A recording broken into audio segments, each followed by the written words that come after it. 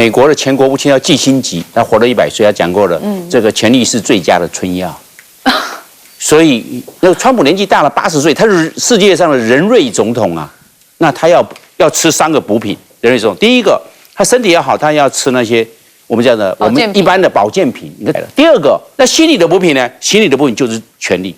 那第3个，眼睛的补品，那就是有这个养眼嘛。但你要川普要打瞌睡，如果哈普进来了，马上眼睛就亮了。好，我们刚才讲到台海上面的一些状况哦，那当然现在有人说啊，整个第一岛链好像变成了代理人的岛链。那日本当然就是一个非常重要的关键。我们现在来关心中国运9侦察机连2日飞临东海，高清 TB001的无人机曝光了。好，也就是 TB001，就是这个啊，它是高清的画面。好，那这是谁拍的呢？当然就是这个日本的照相师哈。日本防卫省公布的飞行航机图上面显示，8月18、8月19连2天，运9的路径哦都集中在东海上空，长崎县男女群岛跟冲绳本岛之间的公海上空，那活动的模式相当的相似。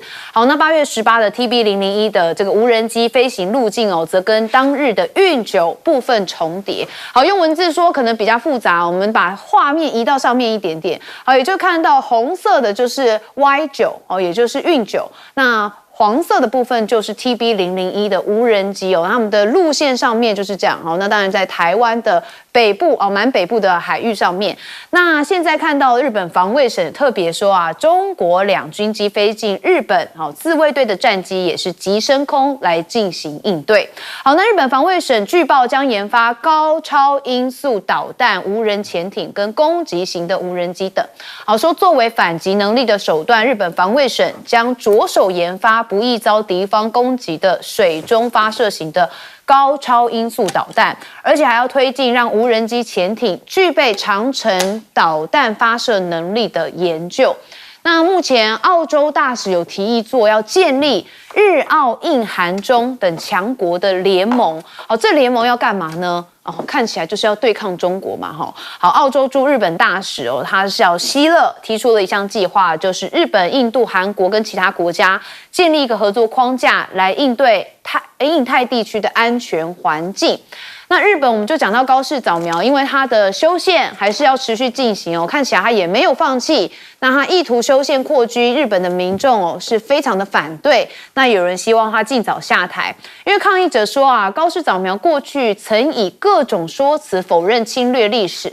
认为这样的人哦，本来就不应该出任首相，甚至希望他尽早下台。所以在日本的国内上面哦，也有很多种不同反对高市早苗的声音。那高市的台湾有事论之后，也是第一次看见什么呢？看见的是中国大陆邀日本的跨党派议员到访。哦，这是算 NHK 吗？哦，独家报道哦，说在中共负责对外交流部门的邀请之下，由日本在野党中道改革联合宣传委员长伊佐敬一等人哦组成的跨党派国会议员团，他们要在8月24号到27号到北京访问。那说正在沟通跟中共中央对外联络部的官员来进行会面，所以有人讨论说啊，中日的关系是不是在去年11月7号？高市早苗说出台湾有事之后，现在关系有望破冰呢？那王毅啊，倒是现在哦，这个蛮特别的，他跑到了南韩啊，为什么呢？他是19号到了首尔，跟南韩的外交部长赵显来展开会谈，那双方就有深入的探讨这个朝鲜半岛的问题，还有双边的关系。那王毅是特别讲说啊，中方正积极的考虑中国跟韩国领导人11月在深圳举行的 APEC 会议期间要进行双边的会晤。好，那有人是觉得啊，王毅好像在挖美国墙角，因为川普最近对于这个南韩话说的蛮重的嘛，说要缩减军演，甚至还一直不断的大力称赞金正恩。那也就是因为军演这件事情被川普腰斩创了首例。那外长就说啊，川普在社群媒体说要缩减美韩联合军演之前，南韩政府跟美国政府相关负责人事先都不知情，所以青瓦台事先也根本没有被通知，也就是青瓦台他知道的时间跟我们大家都一样，看着川普社群媒体发布之后，英加灾啦吼，所以大家就会觉得现在美国跟南韩的关系真的有点微妙。那是不是川普非常想跟金正恩见面呢？过去他们已经见过3次了，川普2.0要来个第4次的川金会吗？美国官员透露，川普最近私下多次讨论，希望到亚洲行程的时候可以跟金正恩来面对面会谈，借此重启第1任期时的美朝核外交。好，那川金会到底今年会不会回归呢？金宇镇，也就是金正恩的胞妹，她说，对于美朝领导人这个恢复联系的消息，她说毫不知情。那关于军演的仪式更是不值得评论。那有人觉得中方跟朝鲜本来关系比较好嘛，是不是准备看了川普的笑话？但我觉得川普达不到任何目的的，因为他打了伊朗之后，其实反而更加深了北韩觉得就应该要有核武的存在。好，我们看到一开始中国的运9侦察机连2天到了东海，甚至还有无人机。我们要先问靳大使怎么看？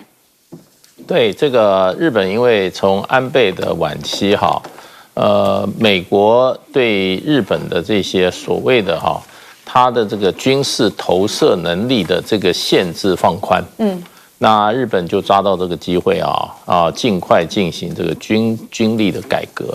所以呢，这投射放宽就是说，过去美国长期对日本的限制就是说，你的火力不能打出300公里以外，所以你可以防卫，可是你飞弹不能打到300公里以外，然后你不能海外用兵这些很多都有限制的。因为美军派了这个2次大战以后，派了这个最多这5万美军派在这个日本到现在横须贺港还是美军的这个第7舰队的这个在控制。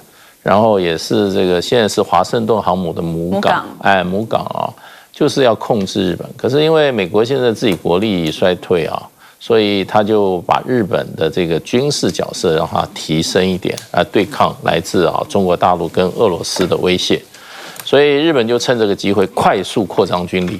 那所以你看他现在这个要研发高超音速导弹，这过去根本谈都不能谈的。它这个过去它就是什么这个岸基的什么地对舰的最多打300公里，现在这些都是1200公里，而且美国自己也改变过去对日本的限制，这个战斧飞弹可以打1200公里的这个战斧飞弹，美国主动提供给日本，让日本使用，所以现在日本就趁这个机会，几乎是一种近乎疯狂式的方式扩张军事力量。它的军备军事预算要2倍的发展，然后呢，它的这种各种武力，海外的这种所谓的长程打击的武力通通都在自行研发当中。那还有就变成说，它也修改它的这个所谓的安保3文件，它的军事力量可以，日本的自卫队可以到海外去打仗，而且呢，还可以把它的这些武器向外国去销售。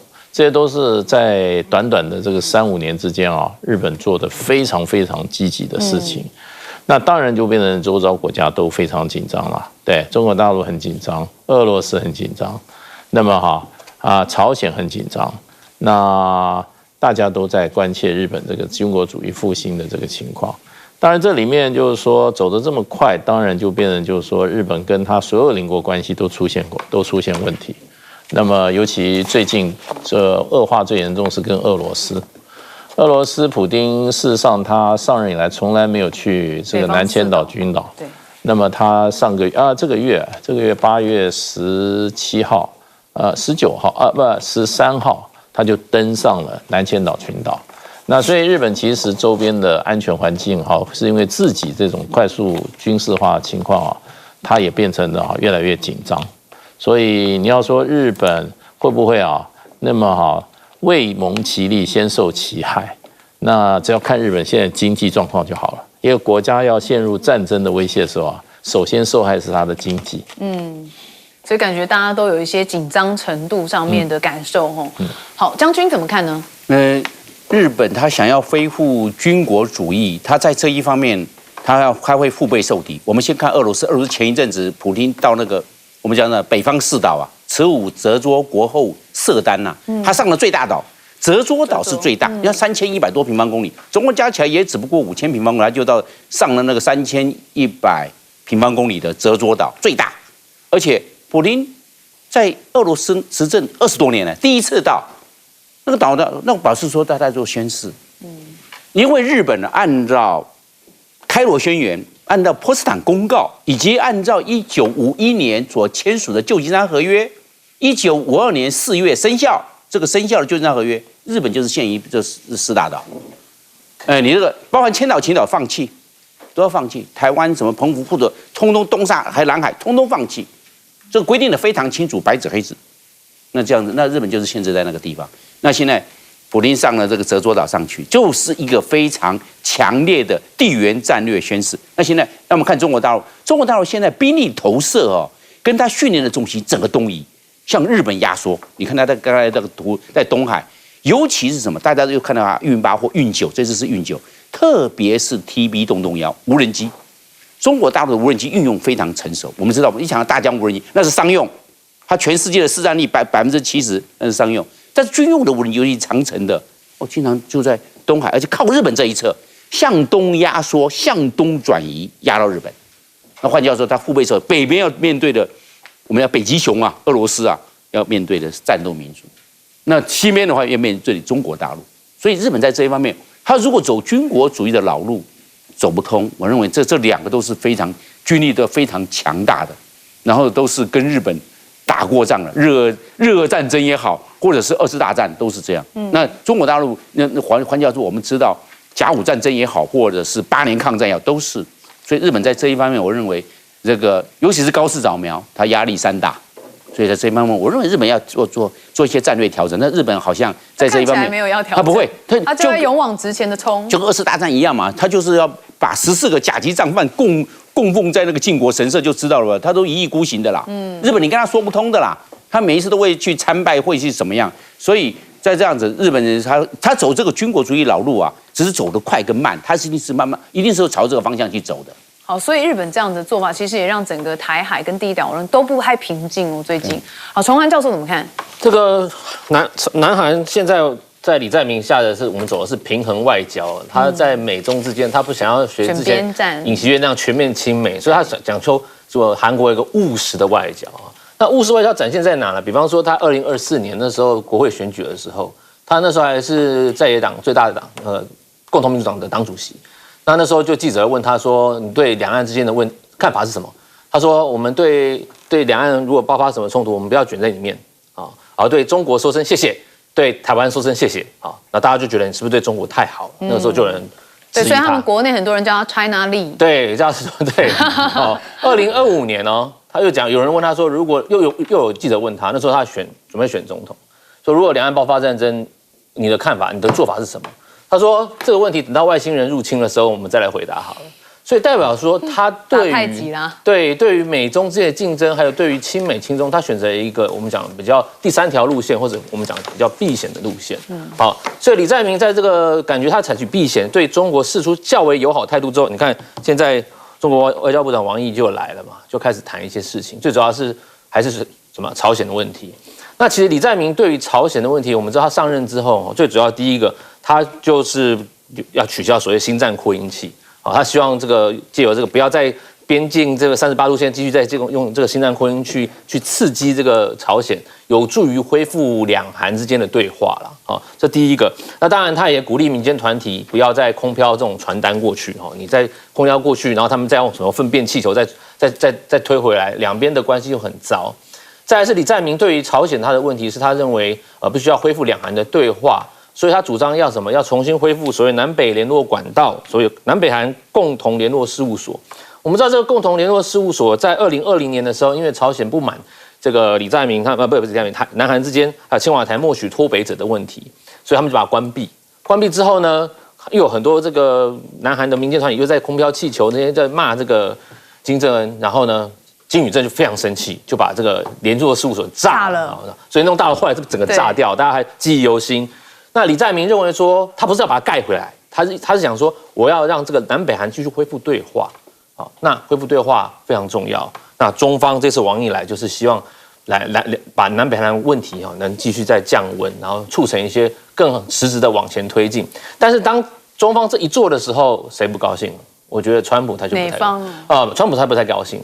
那川普一来是他的我们讲的美国这种 MAGA 至上，然后他要盟友自己负担更多的军备，所以他今年就降低了美韩在已知自由之盾的规模，他把自由之盾的规模呢降低。那降低为什么？他希望你们南韩你要看清楚谁是老大。第二个，该付的钱你还是要付，不要全部都靠美国，是这样。哇，所以可以看到一个朝鲜半岛其实复杂性也是特别的高。我们休息一下，回来继续讨论。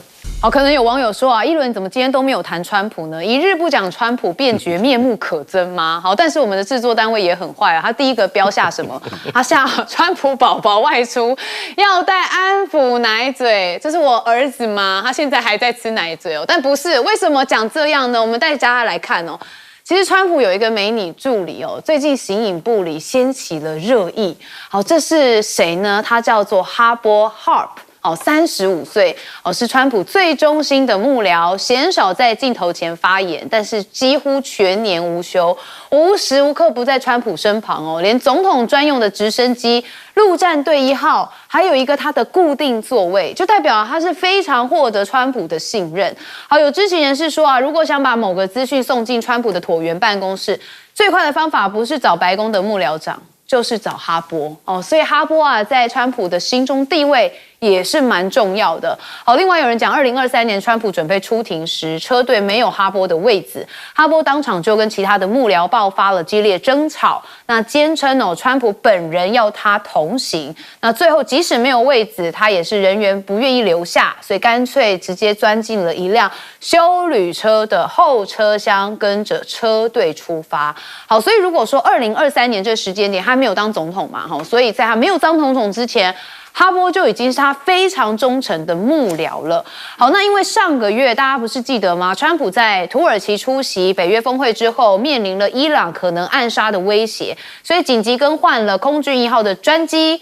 结果哈普也是奉命陪川普搭秘密换机的极少数核心幕僚之一，所以哈普的地位比范斯还高比卢比欧还高，比任何的内阁官员都还要更高。那这位美女助理形影不离甚至她还曾经用私信表白，不是川普对她表白，是她对川普表白。她写情书给川普说：“你是我的一切，我想带给你快乐。”其实让很多人感到不安那外面的人也在热议说他们两人到底是什么关系？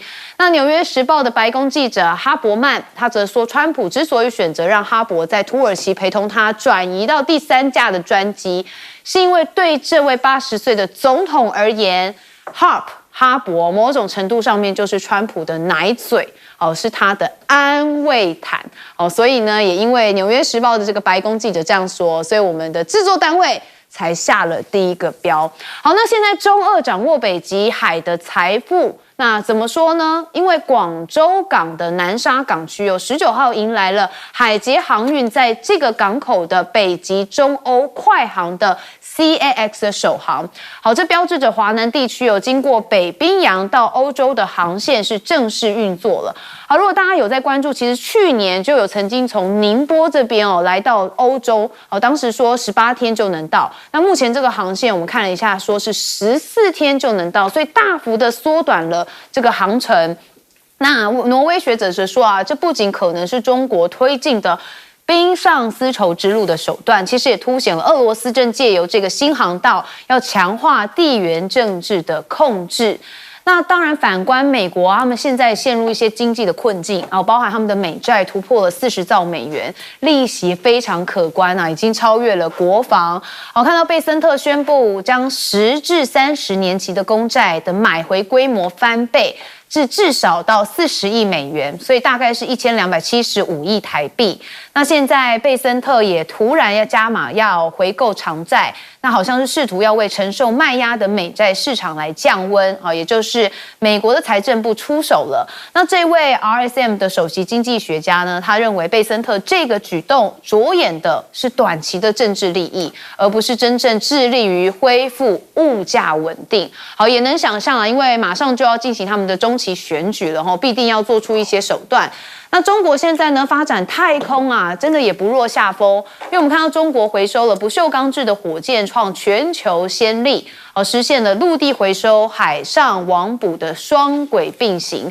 这是在昨天上午，他们的朱雀3号遥2运载火箭升空，实现中国首次在陆地回收1级火箭，而且还搭载的卫星也送到了预定轨道的标志，在中国重用火箭技术上面取得了重大的突破。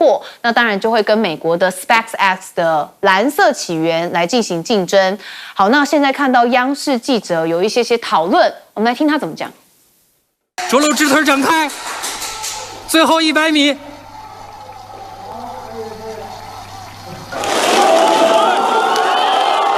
站住了！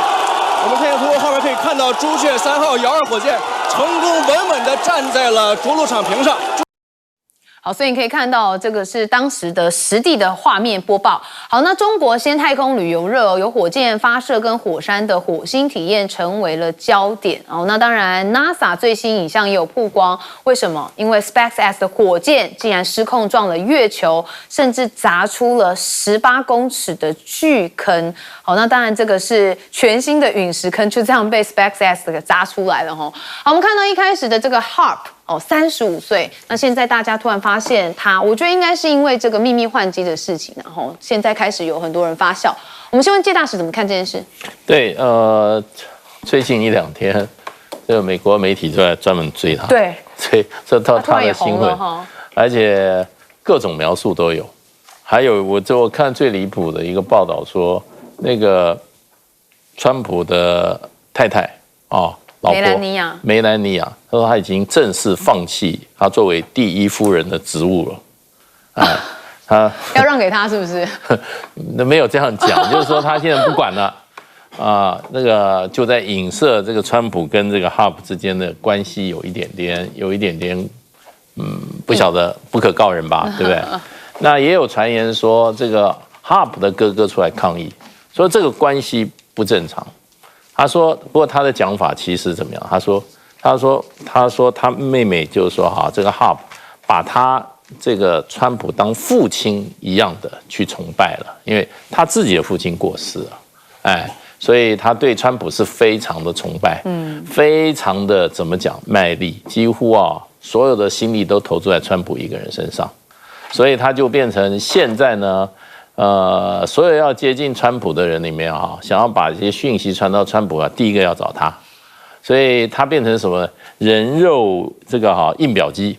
他说他的现外号是人肉印表机，所以呢，川普事实上的话，也曾经对他表示过非常需要他，对，不过就变成就是说，我想就是说，对川普来讲的话，他可能会感到这个 HARP 对他的绝对的忠诚。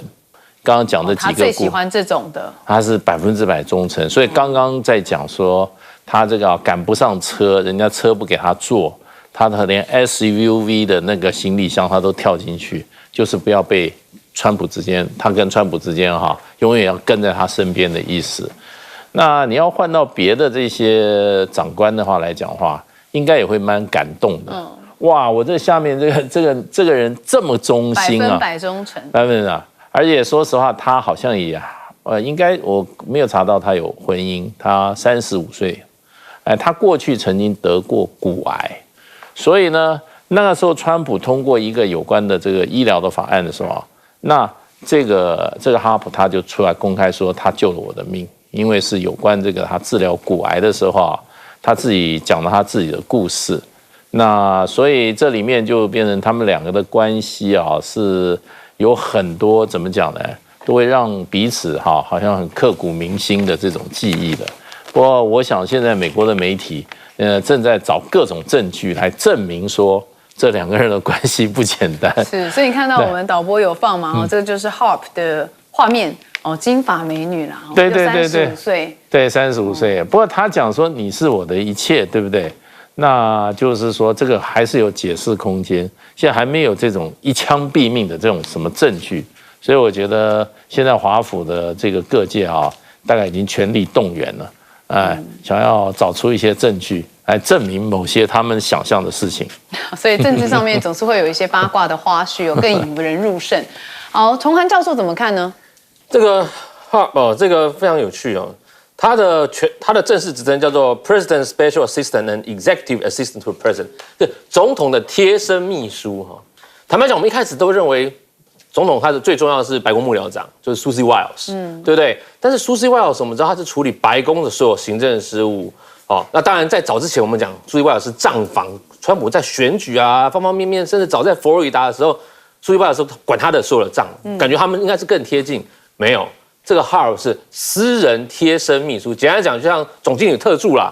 他的现在川普旁边就这个 Hart。那其实 Hart 以前我们大家都不知道，因为他很低调，低调到说大家新闻媒体都没有去注意到他。当然，我们那时候选举的时候都发觉，大家都看 Wiles， 因为 Wiles 在很多场合的时候，甚至胜选的时候，川普都叫 Wiles 出来，讲话。Wiles 就躲在旁边不讲话，大家觉得哇，你很低调，都不讲话，但是你非常 close to Trump。但是真正 close to Trump 是这个 Hart，他就像刚才介绍讲，他除了很能干、很精明，他也知道川普什么，他很忠诚。各位观众们要注意，川普重视忠诚，没错，在他旁边的人不多，所以我们讲川普们。能知道川普的人不多，对，不用太聪明，但一定要忠诚。一定要忠诚，因为川普这个人疑心病重之外，他自以为是，他不认为别人都比较好，所以你一定要展现100%忠诚度。那你怎么样展现100%忠诚度？所以就像刚才讲的嘛，他可以挤在后面的那个行李箱里面，很小的那个私人 SUV 的那个后面的放行李那个位置，他都可以挤进去。然后他随身都要带很多东西，随时都要印东西给川普看，所以川普很信任他啊。那大家会讲说，那他跟Wiles之间会不会有什么非常这个角力呢？其实没有，他们其实分工也蛮明确的啦。Wiles就像我讲的，他负责白宫上下，你知道白宫里面人多少，国安、外交各方面的，Wiles在处理这些东西。好，但是更贴近川普，更帮川普做所有杂事，包括今天几点要干嘛，有人说你甚至要见川普，不是给 Wiles， 是给这个 Hart， 他会立刻帮你递给川普。所以坦白讲，我们由此可知 ，Hart 对于川普的重要性是非常明确的哈。那我讲一下这个所谓的这个北极啊，北冰洋一带一路或上冰上丝绸之路，这个非常有趣啦。这个我们在讲这个从这个广州南沙港哈，现在有一个说法是可以绕这个不要绕那个所谓的这个马六甲到红海，我们绕这个北边去哈，走这个北极海这边。问题这个地方最重要的是，它只有3个月的航运期，而且航运的成本很高。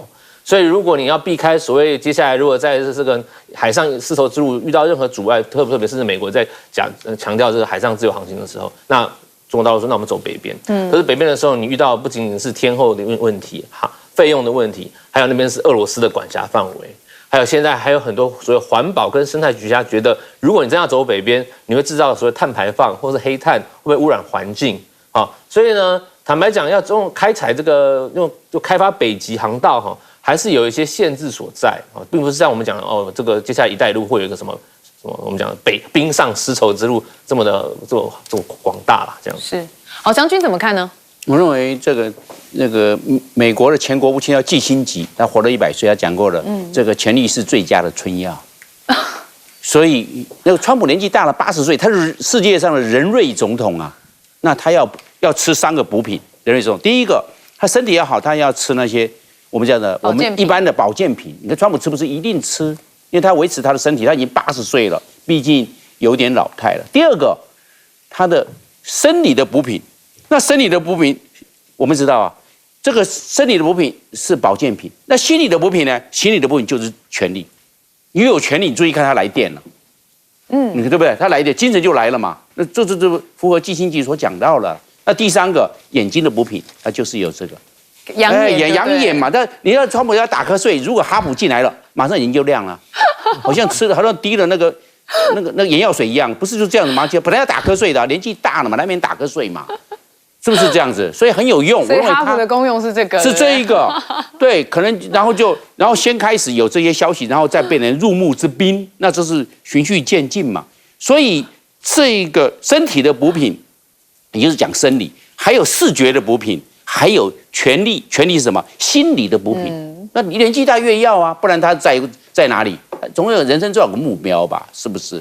所以季辛吉讲这个话到现在，大家都流传，后来这是印证在川普上面，还屡试不爽，不是吗？那他的这个第一夫人那只能，我们知道进冷冻库啊，也只能这样啊，就会被我们讲的被边缘化，你要这么来看。那我们现在提到了另外一个讲北冰洋，我认为北冰洋这个战略航道将来重要性会增加。带你抓事件真相，掌握政局变化。观众朋友你好，欢迎持续加入新闻大白话，我是主持人谭英伦。节目一开始来介绍今天的特别来宾，首先是前驻纽大使谢文吉。主持人好，各位朋友大家好。还有政大外交系教授吴崇涵。议伦好，大家好。以及前空军副司令张延廷。议伦好，大家好。好，观众朋友，我们持续要先来带大家掌握国内的话题哦，因为我们看到了赖总统昨天他去免训官员的时候特别讲到了调整军人的薪资还有加给。好，那因为今年11月28号有选举，那虽然是地方选举，但是我们看到这个赖政府跟这个民进党打的都是抗中保台哦，所以就说他有2招就选情。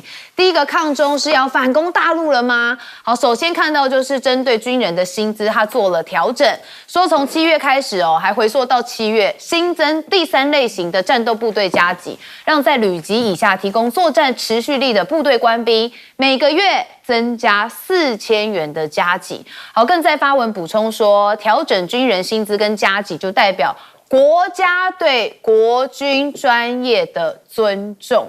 4000块虽然这是第3类可能会被人比较认为比较后勤一点但是4000块好像还是不够因为通膨蛮多的那网络上大家讨论说3万不能给你，但可以这样帮你加4%，所以是朝3暮4吗？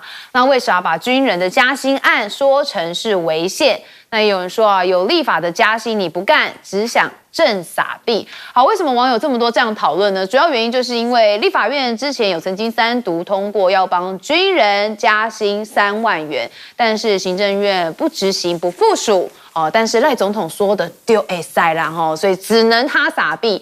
好，赖总统喊加薪，军人有福了这个蓝喊军人加薪再谈总预算。民进党在去年底的时候说过什么？只有雇佣兵才会看酬劳打仗所以大家就把这个新闻贴出来说去年底而已，说是佣兵才看薪水这时候又变成军人有福了，这些人整天回力标不烦吗？好，那当然也有好消息传出就是我们的 F-16V Block 17终于要返台了吗？因为这2架是大家千呼万唤终于要来台湾了说要飞越太平洋，东台湾的空防战力会再提升。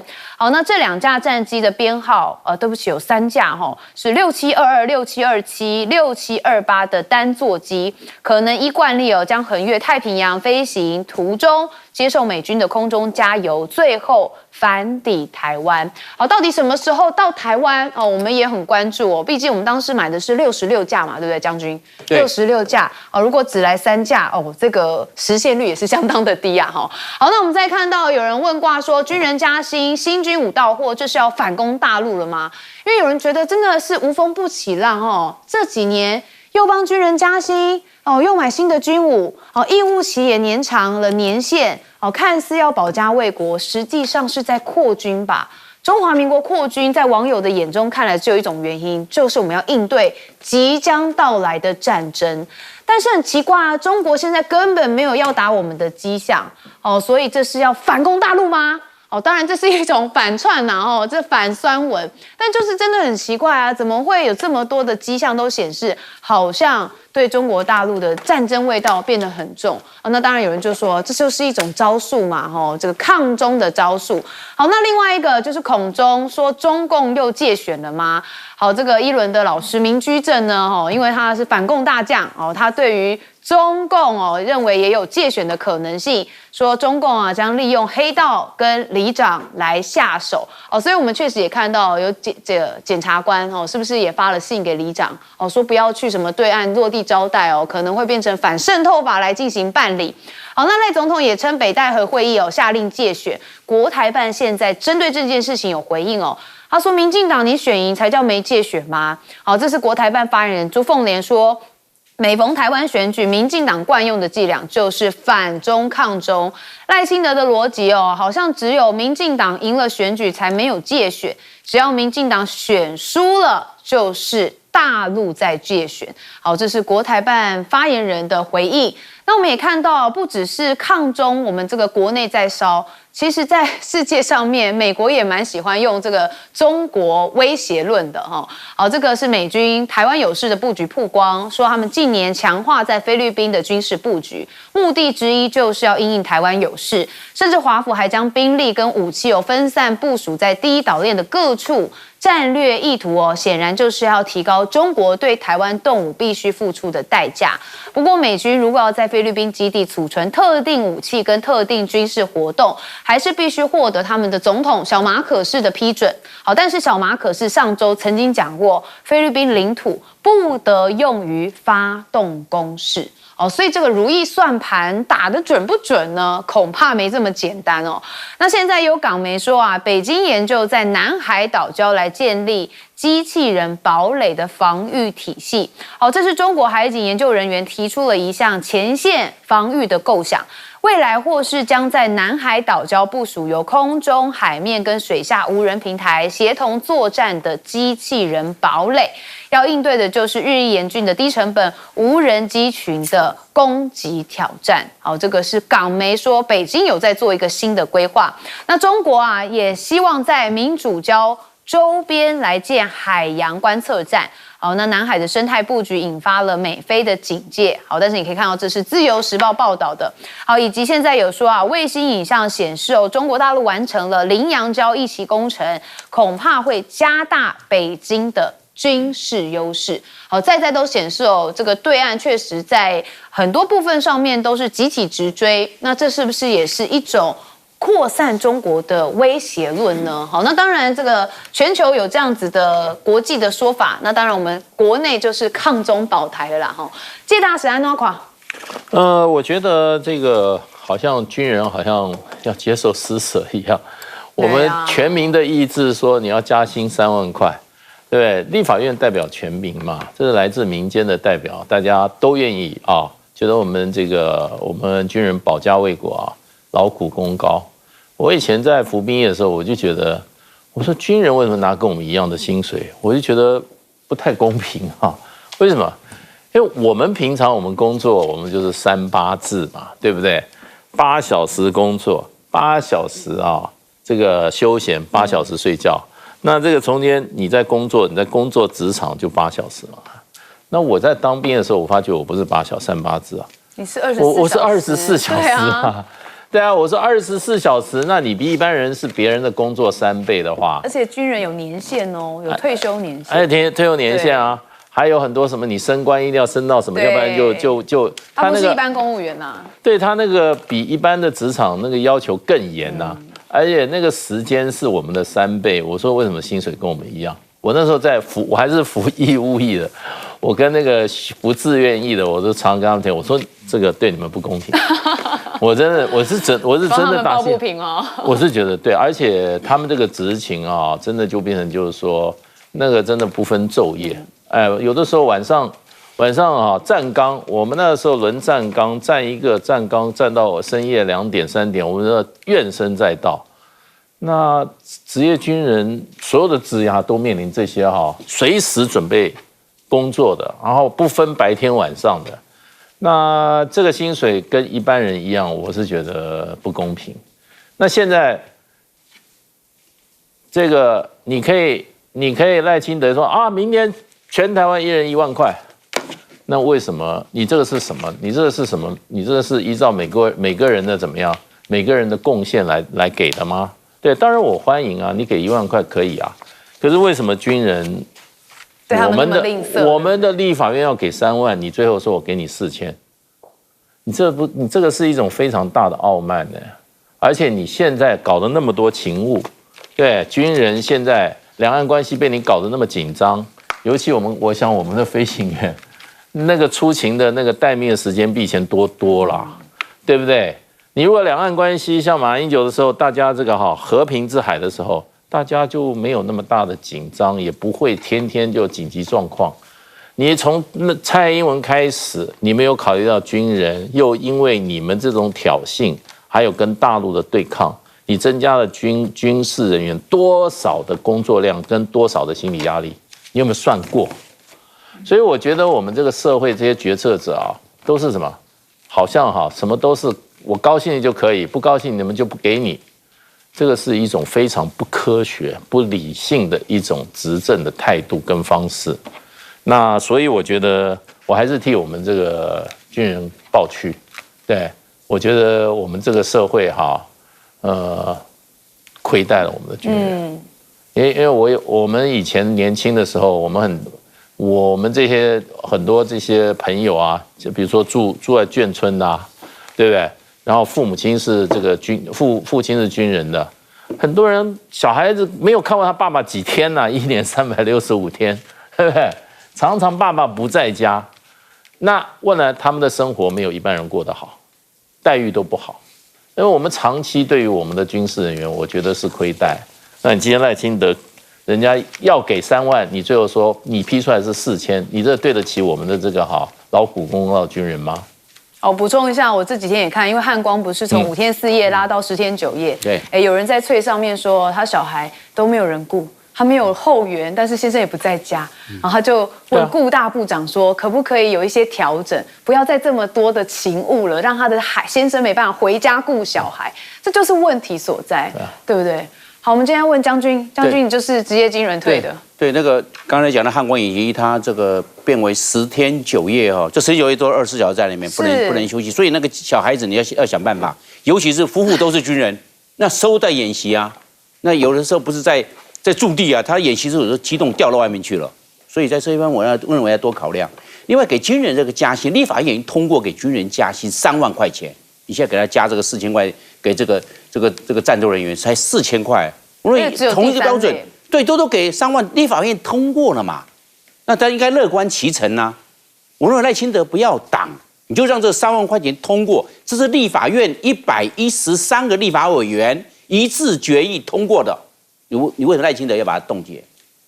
那现在也招不到，现在缺5万多个士兵，没有那个国安高层没人管呢，缺5万多个士兵，买军购、编军、编这个我们讲国防预算，好积极哦。但是你缺兵，为什么不去做解决？马上去嘛！现在因为今天8月20号距离开学剩下2个礼拜，9月初就要开学了，高中开学、大学开学，赶快到学校里面赶快去招募嘛，不然你买那么多武器装备，发了那么多钱。花了几千亿，快上兆来买这些军事装备，结果没有人呢，缺兵缺了5万多个士兵，士兵的编线比我们只讲士兵，不讲军官，不讲士官，士兵的编线比只有50%多，不到60%，缺兵缺的好严重啊，大家都不谈，所以有武器也没人用，没人用啊，缺5万多个士兵呢，完全不管。那你买武器编的国防预算的好热衷啊，我们要怎么，然后去搞那些标案，搞火药的、炸药的，一直搞标案，然后呢，那士兵缺那么多，他为什么不闻不问？另外一个，我认为赖清德要出来道歉，就是说当初在违法联改的时候，说军人是米虫，民进党这个非常可恶。你为什么说军人是米虫？不可以，你就说军人是米虫，到现在为止赖清德没出来道歉，为什么赖清德他是民进党主席啊？要出来说在违法联改是违反情理法，都违背，你应该出来啊，为这个军人叫屈啊！当初民进党说军人是米虫，这是不对的。民进党郑重对现役的军人道歉，要这个样嘛？是不是？为什么要说军人是米虫？所以我认为民进党欲盖弥彰不好，民进党就是缺了少一件事情，没有反省能力。就硬凹，就一直凹来凹去，然后就开始甩锅。我要一批评民进党，马上说我拿大陆钱，我到大陆上去，我没有台胞证，我没有赚过任何1块钱人民币，他们一直在那边甩锅，一直在害我。我说我们台胞证，赖清德有台胞证，卓荣泰有台胞证，我张延廷没有台胞证啊，怎么会去大陆呢？我有港澳、香港、澳门都没去过嘛。所以将军会觉得说，他们也都是用抗中牌在打，对，都在那边糊弄，然后他们带风向骗老百姓，我认为不好。我认为民进党该错的认错，该检讨的检讨，该道歉的就对现在所有的军人，还包括退伍的职业军人，郑重道歉才对。好，所以你可以看到国内在选举氛围的时候，抗中牌就出来了。其实国际上面马习崇涵教授怎么看？是不是我们现在对于一些军人加薪啦，然后要买军武啊，延长义务年限是在扩军的准备？坦白讲是啊。当我们面对了，就像赖清德跟民进党讲的，我们现在面对中国威胁，现在战争在我们前面了。当我们面对了战争的时候，你扩军是第一步嘛？国际上所有的研究都指出了，当你比方说领土遭受到危机的时候，你国内军事扩张是统计显著性那如果是这样的话，你是不是要更开始对军人好一点？开始要什么？要增强自己的军备，除了买一堆武器给军人加薪，就是要增强他们什么战斗意志。我再讲一次，它主要是增强军人的mindset 战斗意志，不然不用讲缺兵啦。我们现在兵上去战斗意志不够，更不用讲老百姓的战斗意志了。军人战斗意志是最先再来才是老百姓的战斗意志。假如没有军人战斗意志，我们不用玩了这第一点。